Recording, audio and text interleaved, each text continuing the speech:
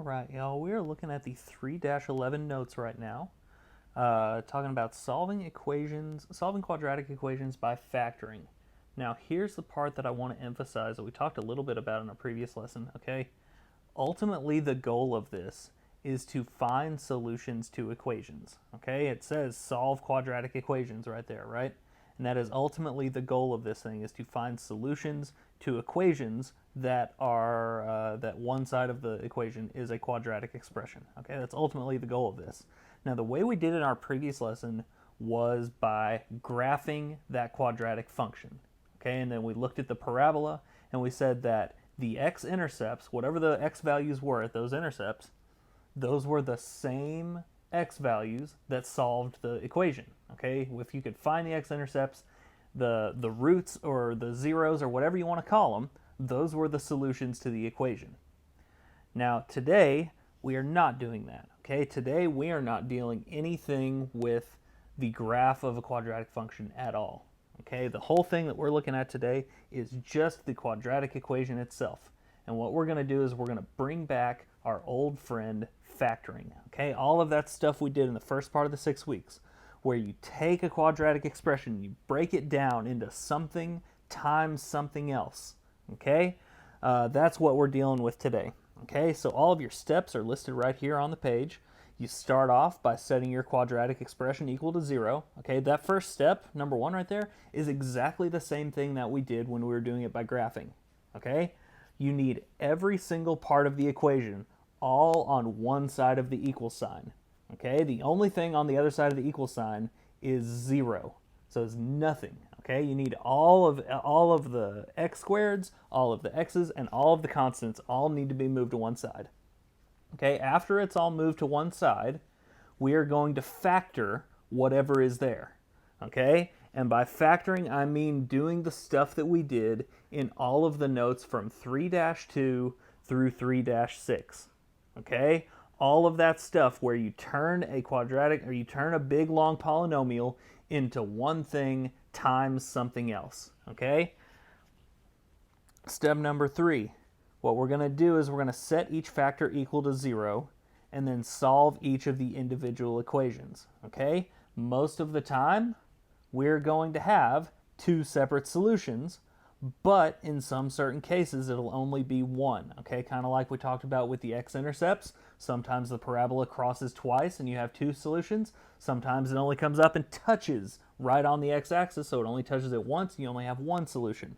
Okay, so here's the deal. Okay, step number 3 for a lot of students is a big problem. Like they don't understand why we're doing this. Okay, so I want to try right now to get that part of it out of the way, and hopefully we will understand why we're doing this. I want you to think about a very simple equation. Okay, a very, very simple equation. I'm going to write it down here at the bottom of the page. Okay, if you have the equation 4 times x equals 0.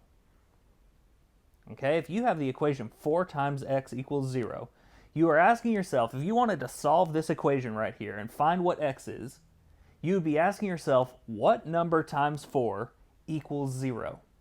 Okay, and obviously there's only one single answer that will give you that, right? And that the only possibility is that x equals 0. That's the only way that could possibly work. Even if you didn't think of it in those terms, you could just look at that and then try and divide by 4 on both sides, right? So that one would cancel out. You'd have 0 over 4, which is still just equal to 0. Okay? So I want you to consider this now. Instead of 4 times x, what if we had 2 different variables? Okay, what if we had a times b equals 0? Okay? If a times b equals 0, there are 2 possibilities. Okay? Unlike this other one, where x equals 0 was the only possibility for this equation to work, we have 2 possibilities here. You could have a equals 0, or you could have b equals 0. Because if a equals 0, it doesn't matter what b is. This equation is going to be true. 0 is going to be the thing on the left side. And if b equals 0, then that's also true, right? If b equals 0, then it doesn't matter what a is. And the whole thing, no matter what, equals 0. Okay? This right here is the idea that we are going to take into solving the equations. This idea right here is what step number 3 is based on. Okay? So as we get into step number 3, I'm going to come back to this. Okay? I'm going to come back to this idea of two different possibilities. All right? Look at our first example problem. Okay? Step number 1 is really nice in this problem right here because it's already done. Okay? We already have all of the stuff in this equation is all on one side of the equal sign. We don't have to do anything else to move it over. Okay? All we have to do now is factor this expression up here.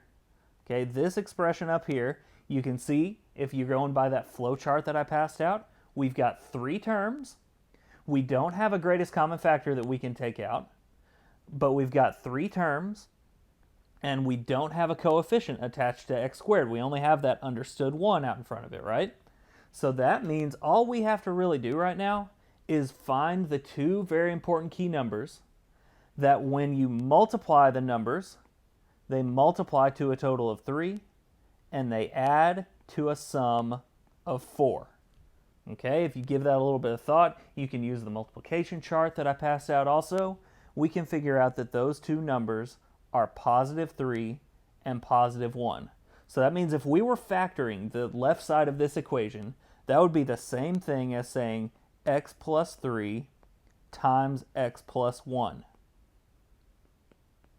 Okay? Remember that when you factor something, your answer for the factored version of it is still equivalent to where we started. So if that thing that we started with equals 0, it is perfectly okay to write your 2 factors multiplied equals 0 also. Okay, that's perfectly all right. Now here's the deal. Just like in this equation that we were looking at with a times b, we have in this equation that we've gotten to right here 2 possibilities. Because we have 2 things multiplied together, right? We have this factor times this factor being multiplied together. Okay? And if the result is 0, then one of those things that we're multiplying must be 0. So that's where we get step 3. Step 3 of our process is to say that x plus 3 equals 0 and x plus 1 equals 0. Now most of the time when you get to this step right here, solving these equations is not actually very difficult. Okay, this right here is the easy part of the process because we know that we're just going to subtract 3 on both sides. And in this one, we're going to subtract 1 on both sides, and that's it. That is the whole entire thing. Okay, we get our 2 solutions based on that. When we subtract 3 on both sides, we get x equals negative 3. That is one of our solutions.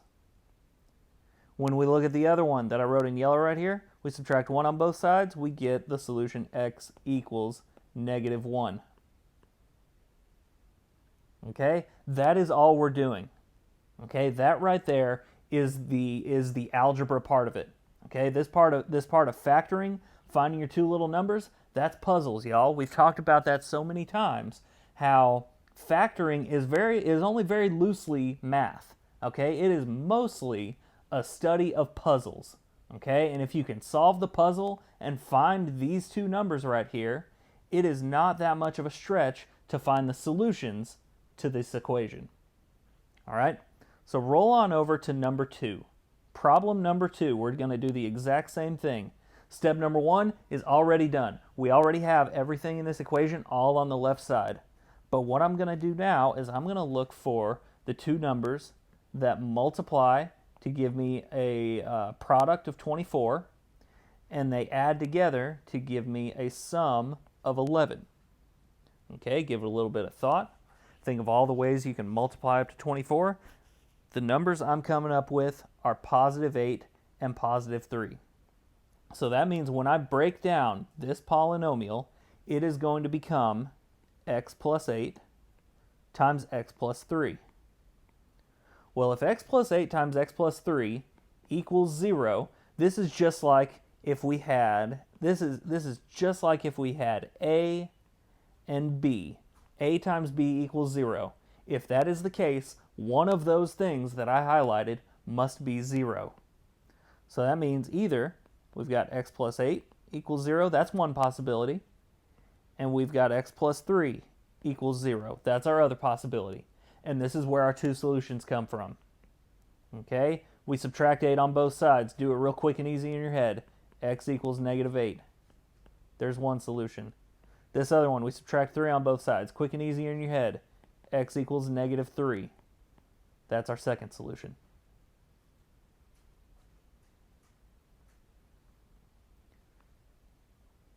Roll on over to number 3. Number 3, I'm going to start by factoring. I'm looking for two numbers that multiply to positive 21. And they add together to a sum of negative 10. Okay? We know that 21 is 7 times 3, and we know that 7 plus 3 is positive 10. But we also know that about negative numbers, right?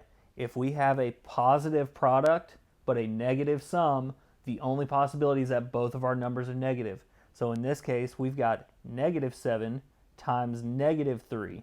That gives us our positive product, and that also gives us our negative sum, this part right here.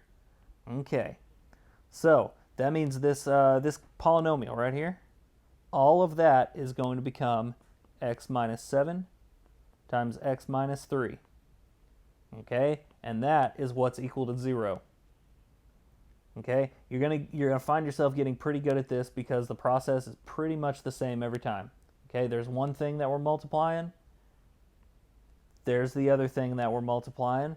We split it up into its two possibilities. Either x minus 7 equals 0, and in that case, x is equal to positive 7, or x minus 3 equals 0. And if that's the case, then x equals positive 3. And that's your two possibilities, that right there. That's your two solutions to that equation. X squared minus 9. This is one of your special cases of factoring.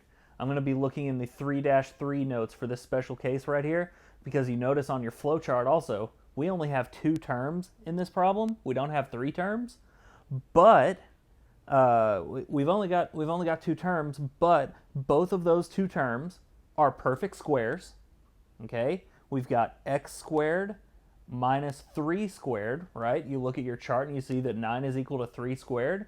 Okay, since both of those things are perfect squares, we can take and they're being subtracted. We can take the square root of both of them. X squared of x squared is x. The square root of 9 is 3. And since that is the case, we know that this is going to factor out into x plus 3 and x minus 3. Well, x plus 3 times x minus 3 equals 0. This part of it, we treat it the same as we would any other. Okay? We've got 2 possibilities. Oops. There's one possibility. There's the other one. If x plus 3 equals 0, then that means x is equal to negative 3. And if x minus 3 equals 0, then that means x is positive 3.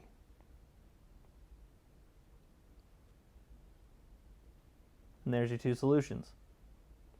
All right, these last 2 I wanted to take note because they're a little bit different, okay? I will say that most of the time when you're doing problems like this, it's going to be this basic form of factoring like we did on problems number 1, 2, and 3.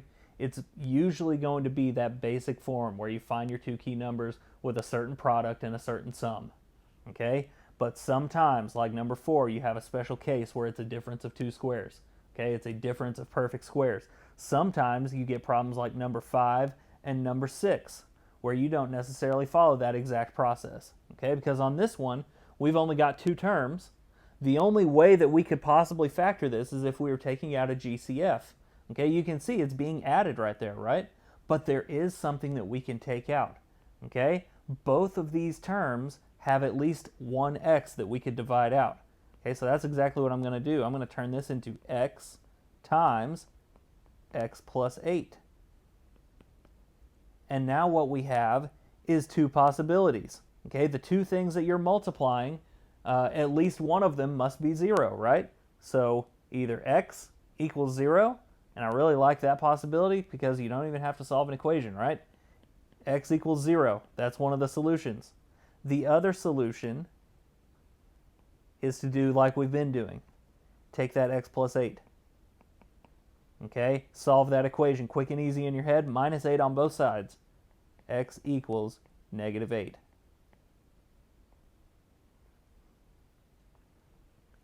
The next one, problem number 6. Okay, we're going to try and take out a greatest common factor. And the reason we're doing that is because these two things are not perfect squares. Okay, the only time you can do this pattern that we did on number 4 is if both of those, if you can take the square root of both of the terms. And on this one, we cannot do that. But what we can do is we notice that 3 and 15 are both divisible by 3. And we notice that both terms have an x in it. So that means I can divide out at the very beginning a greatest common factor of 3x. What are we left with if we divide that out? Well, we've got 1x, and then we've got minus 5. Okay, what we have right there is two factors being multiplied, and the result is 0. So either, here's one possibility. One possibility is that 3x equals 0. If that is the case, then that means x is equal to 0. There's one solution. Our other possibility is x minus 5. If x minus 5 equals 0, we add 5 on both sides to solve for x, yeah? So that gives us x equals positive 5. All right. Down at the bottom of the page, we have an example of a few problems that are not in standard form.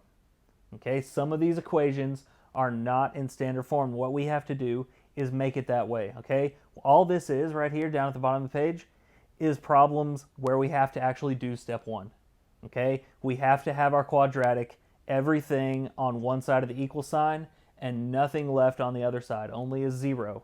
So that means I'm asking myself the question, what do I do to get rid of that 21? I'm going to do just like we did on the previous lesson and subtract it. Move it over to the other side. Okay, that one's going to go away. We've got x squared plus 4x, now minus 21. And I'm asking myself, what two numbers are going to give me a product of negative 21 and a sum of positive 4? Okay, what two numbers will multiply to give me negative 21, but add together to give me positive 4? Now again, when I see that 21, I'm always thinking of 7 times 3, right? So I just have to ask myself, which one is positive and which one is negative? Okay, because our product is negative 21. So I think about that, and I see that our sum is a positive number, so that means the larger one is going to be my positive. That means it's going to be positive 7 and negative 3. Okay, positive 7 times negative 3 is going to be my two key numbers. Y'all, if you are not comfortable with your multiplication tables, use the chart that I gave you. Okay, I'm asking you to please use that chart. Okay, a lot of mistakes have been made because you just misadded or mismultiplied. Okay, use that chart and use a calculator if you really even need to. Okay, my two numbers are positive 7 and negative 3. That means this polynomial right here is going to turn into x plus 7 times x minus 3. Okay, this is the part where we split it up.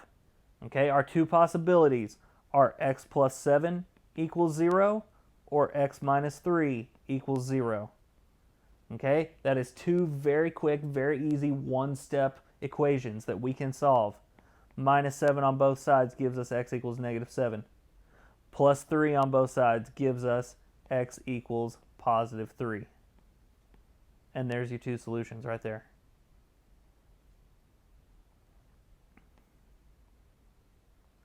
This next one, okay, we ask ourselves a question. How do I get rid of 4x on the other side of this minus sign?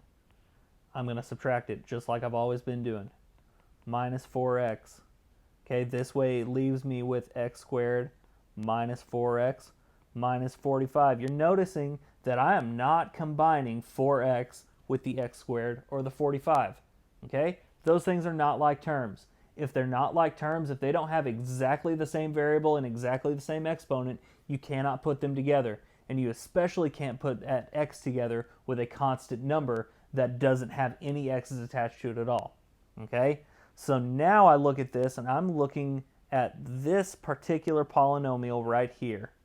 I'm looking for two numbers that will multiply and give me a product of negative 45, but will add together and give me a sum of negative 4.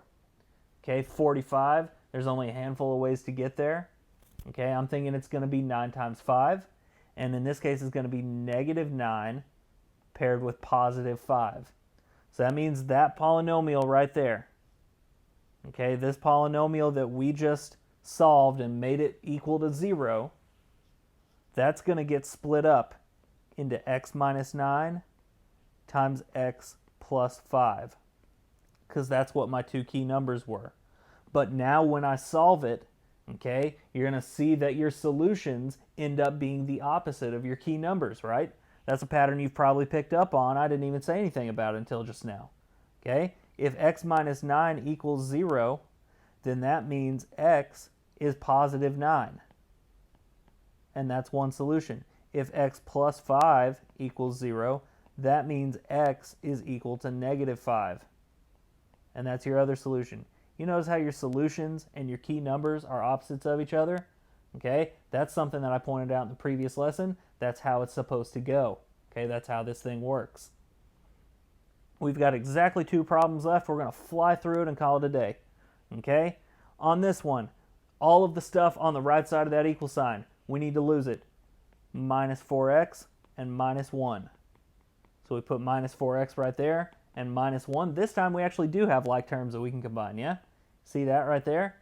That becomes x squared. We've got negative 10x minus 4 more x would be minus 14.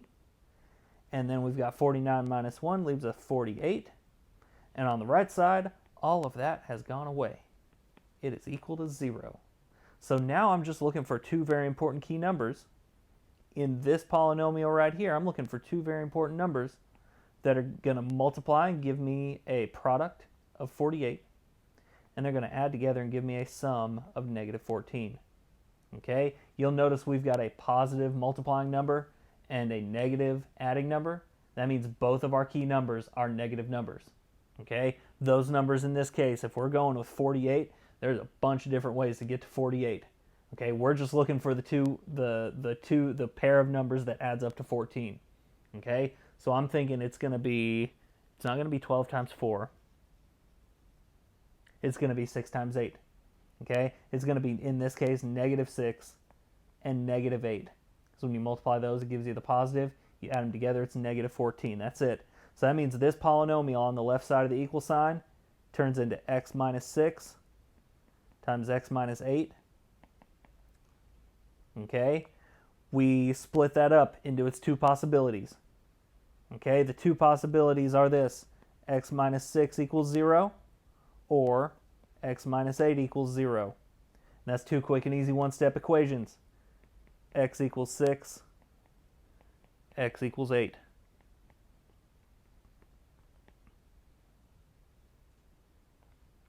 Our very last one, number 10. Number 10, I'm going to subtract this x squared, and I'm going to subtract 8x. Everything on the right side goes away. It's equal to 0, which is what we're looking for, right? That's what we want. But on the left side, we're left with 11x squared minus 1x squared. That would be 10x squared. And minus 8x is just all alone. No friends, no like terms to combine with. So sad for 8x. Okay? I look at those 2 numbers right there. Neither of them is a perfect square. I cannot take the square root of 10. I cannot take the square root of 8. But what I can do is I can divide both of them by 2, and I can also divide out 1x. So that's exactly what I'm going to do to factor this thing. I'm going to divide out 2x. And when I divide by 2, I'm left with a coefficient of 5, and I'm left with one of the x's.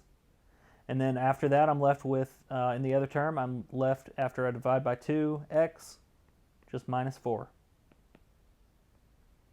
Okay? This is where it can get a little tricky. Okay? Be careful on this. Because on one hand, it's on one of those solutions is very simple. 2x equals 0. Well, then x equals 0. Quick and easy. Boom. Got it. This other one, though, be careful. If 5x minus 4 equals 0, this is your other possibility. If we were solving this equation, we don't have a quick and easy one step anymore, do we? This is 2 steps. We have to add 4. So 5x equals 4. And then we have to divide by 5. X equals 4 over 5. And that's what your other solution is. Okay, so be careful on a problem like this. Okay, be careful. It's not always just going to be all whole numbers. Okay, sometimes it's possible to get fractions or decimals. All right, just be on the lookout. If it's not one of these simple ones where you just find the 2 key numbers, it is absolutely possible you could end up with fractions or decimals as your answer. Okay, this is, as I've said before, factoring is some of my favorite stuff, and when we get to make the connection to actually solving equations, it's even better. Okay, so if you're struggling on this, please let me know. I am happy to help. I love doing it. Okay, so that is all we have for the notes. Y'all have a good one.